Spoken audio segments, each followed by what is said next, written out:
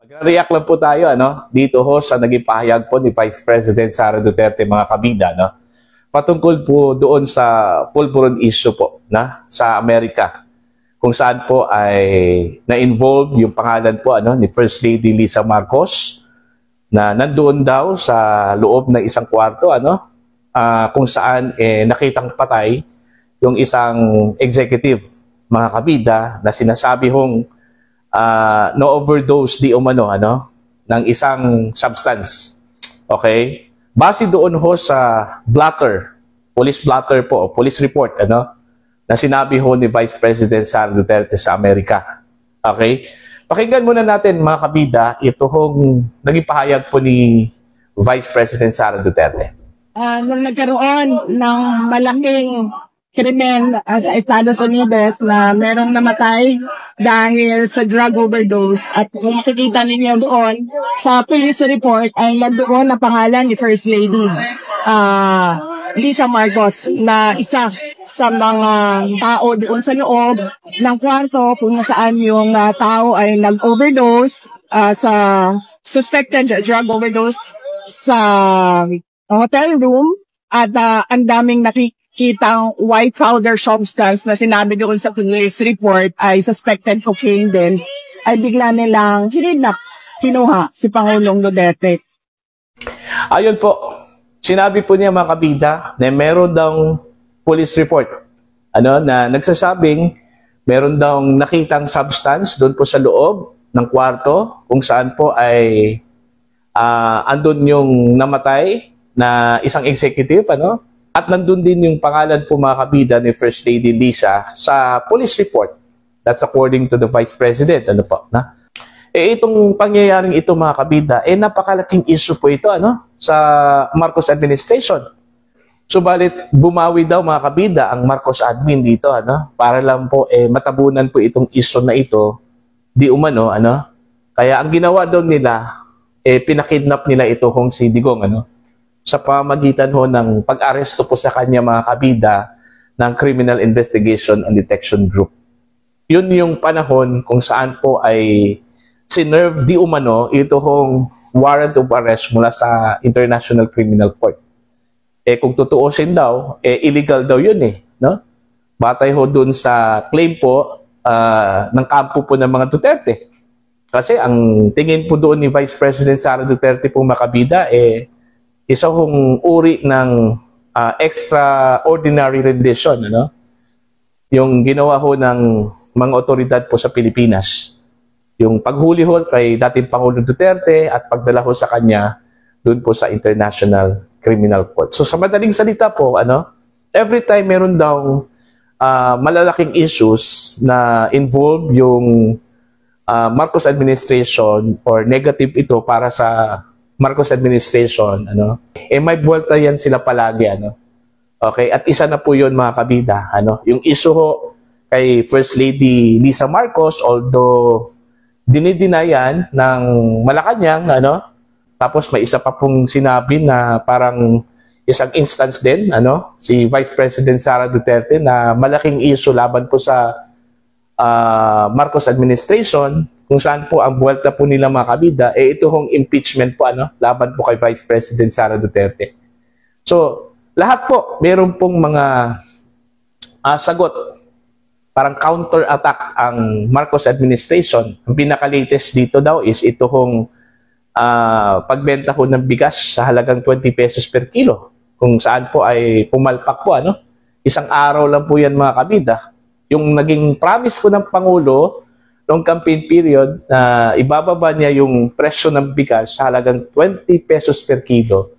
Nangyari yon, pero isang araw lang po, Pero hindi ho sa buong Pilipinas. Okay? Sa Visayas lang po yon, mga kabida. Isang araw dahil ho pinatigil po ng Commission on Elections, Dahil ho labag ho doon sa 10-day ban, ng COMELEC, doon po sa spending, mga kabida. Okay? So, palpak yun. So, since palpak yun, at naipangako yun ng Pangulo po, mga kabida, ang ginawa po, mga kabida, para matabunan yung palpak na yun, ito na daw yung issue against Congressman Paulo Duterte. na sinasabi ho ni Congressman Duterte, isa naman pong uri ng gawa-gawa na kaso, fabrication of case. Okay, laban po sa kanya, mga kabida. So yun daw yung pattern, sabi ho ni Vice Presidente Sara Duterte, na pag meron pong mga malalaking issues, lalong-lalo na po kung ito po ay negative po sa administrasyong ito, meron talaga silang palaging rest back. At yung rest back po nila doon po sa kalaban sa politika. Which is, ito hong mga Duterte, Okay, para lang po matabunan. Okay, hindi ho maging kumbaga pulutan ng taong bayan, mga kabida.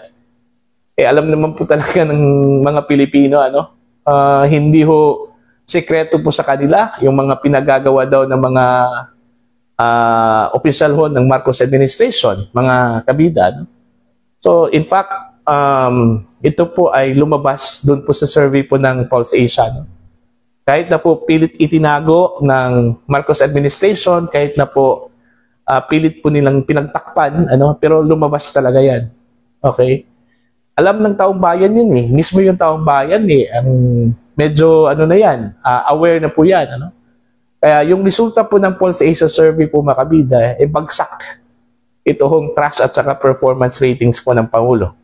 At tumaas ito hong trust at saka performance ratings ni Vice President Sara Duterte. So patunay po yan na aware po ang taong bayan, aware po ang Pilipino, sa mga ginagawa ho ng kasalukuyang administrasyon.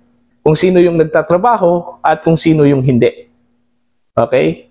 Tapos, dahil ho sa napakababa yung trust at saka performance ratings, yun, may bigla hong lumabas na survey na nagsasabi ho na majority of the Filipino people sang-ayon dun ho sa ginagawa ho ng gobyernong ito, So, anong ibig sabihin doon, mga kabida? Biglang lumabas ang survey na yon. Okay, sabi po nila, hindi ho kinumission ng survey na yon, Pero alam naman po natin kung ano yung totoo, di ba? Ito ngang mga promises po ng Pangulo, hindi ho natutupad. Okay? Yung sinabi po nilang 20 pesos per kilo na bugas, yung sinabi po nilang 20 pesos per kilo na bigas, promise fulfilled daw yun. Okay, isang araw, fulfilled na, kaagad yung promise. Tapos okay lang sana kung buong Pilipinas, Hindi. Sa Visayas lang po Hindi ho na-fulfill ang promise dun sa Mindanao at saka sa Luzon. So paano ho magiging promise fulfilled yun? Isang araw lang po yan, Tapos, isang lugar lang po. Sa Visayas lang po yun, how about sa Mindanao? How about sa Luzon? Hindi ho natupad yung promise na yun, mga kabida. Tapos, ito pa pong sinabi po ng Pangulo na hindi ho matatapos ang kanyang home termino, mga kabida, magkakaroon na po ng subway ang Pilipinas. Diyan po yan sa Metro Manila. So, yun po yung promise ng Pangulo, during the campaign. Mga kabida, sa isang sortie po, I think somewhere in Batangas ata yun. So yun, bigla hong naglabas ng statement mga kabida, ito hong Department of Transportation, mismo yung kanya hong secretary, at alter ego po mga kabida, si Vince Dizon, ano pong sabi po niya? Malabo hong matapos ang subway bago ho bumaba si Pangulong Ferdinand Bongbong Marcos. Kasi ho, ang kanila hong estimate dyan, initial operation is by 2032 pa po yan. Okay?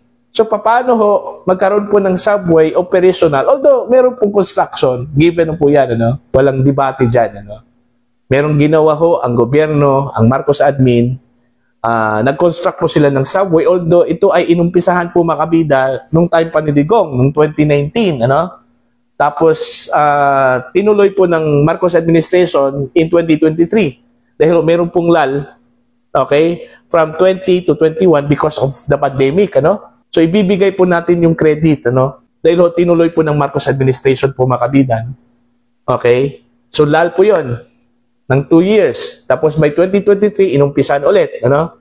Okay? Pero, malabo hong matatapos yan by 2028. Okay? Opposite dun sa naging promise po ng Pangulo, mga kabida, na by 2028, magkakaroon na po tayo ng subway. So, ang resulta, mapapahiya ho dito ang Pangulo, ano? Okay? Kasi mismo yung kanya hong kalihim, yung alter ego po niya, no? Ang nagsabi na malabo nga, Ang sabi niya na doon, ayaw ho niyang magsabi at mangako na sa tingin po niya, mapapako lang po. Okay? So, dapat mag-usap yung dalawa. Si PBBM at saka ito si Secretary Dizon para naman po ma-brief ang Pangulo para next time po hindi ho magkaroon po ng premature promise doon po sa taong bayan kasi ang magiging resulta po dyan is magmukhang nagsinungaling ang Pangulo dyan, mga kabida. No? So, yun. It's a matter of coordination lang talaga. Okay, I think para lang po magkaroon po ng medyo smooth yung messaging, mga kabida ng Pangulo. Ano? Kasi ang nangyari nga dito is nagmukhang nagsinungaling ang Pangulo. No? Parang nagyabang ang Pangulo dun no? Oh. Diba? So yun lang po, mga kabida. Ano po ang inyong pananaw dito ho sa sinabi ni Vice President Sara Duterte? Ano? Lalong-lalo na po dito ho sa issue po ng Pulburon issue. Ano? Sinabi po niya may police report. Baka nakita ho niya yung police report. Ano? Kasi ho, parang confident po siya, mga kabida, no? Na meron pong police report. Diba? So, yun po.